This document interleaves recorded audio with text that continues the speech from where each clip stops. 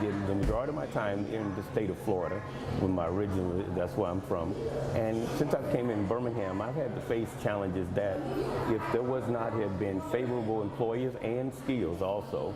I'm a printer by trade, and I did sales and other career opportunities, landscaping in Alabama, you know, with the climate and everything, landscaping is big here. And the Birmingham News, I was employee of the Birmingham News in the production department, so I had a chance to use some of the skills that I've learned. But if it was not for those skills and a few certifications and high school completion and a few community college credits, it would have been more of a challenge for me.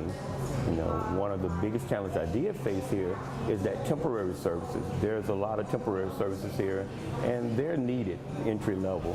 However, for some of us, like myself, formerly incarcerated persons, I have encountered twice at different companies, I'll let them be unnamed, that when the 90-day probation period was up and or the hours, they would call me in the office and say, Kenneth, wow, great worker, good employee, get along with everyone and that. Why didn't you tell us that you were formerly incarcerated? And I would always refer them back to the application that I did check. Yes, we'll discuss that hiring.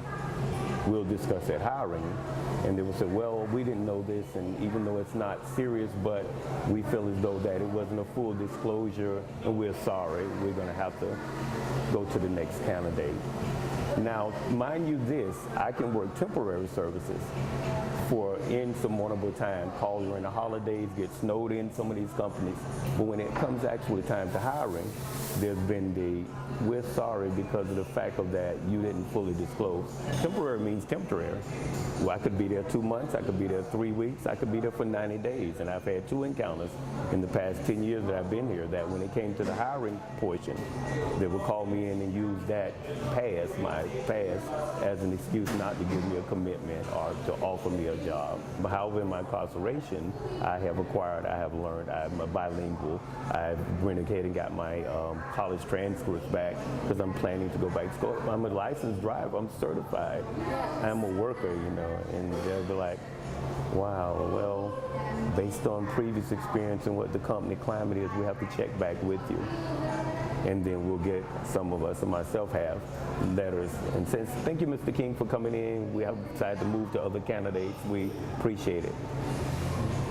These are the challenges that we face. This is why I grasped the concept of the Unlocking Second Chances conference or this event this Tuesday, because what they've reached out to do with employers and also general legislators and other elected officials that has been extended an invitation to. Also the faith community. You know, if there's any community, anyone that believes in a second chance, it's that faith community, you know, that sense of that God who has forgiven all of us for something, one or another, who gives us all a second chance in certain cases, and we should be more so compassionate. Our people of faith, our Christian men and women who are managers, who are Christian men and women who are employers, who are company owners, who are persons that can even just give a reference for that person who's returning home once they've met them and know them. You know, we come to church, we meet in the community, in the ball games, you know, at the Legion Field, at the supermarket, at the laundromat, even at the pizza place, you know. And then once you find out a person has a criminal record and they're having struggles, it's your position to take the proactive approach and say, what can I do to help this man or woman transition back into the workforce? Nonviolent charges, like you were saying, in most cases.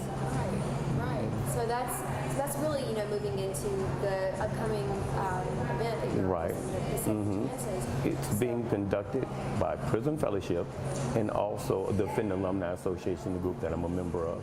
And Mr. Jeremy Miller, who has a prison outreach ministry, he's a chaplain at one of the prisons also. He's going to be featured, and some of the persons that are going to be there is a female, also Mrs. Jessica Hainsey, formerly incarcerated. Someone will be there from the Foundry.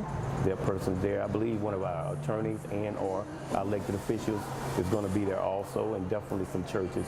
But we definitely were looking forward to more employers who believe in second chances to come out, reconnect, see what you can do, and especially all the houses of worship and communities of faith.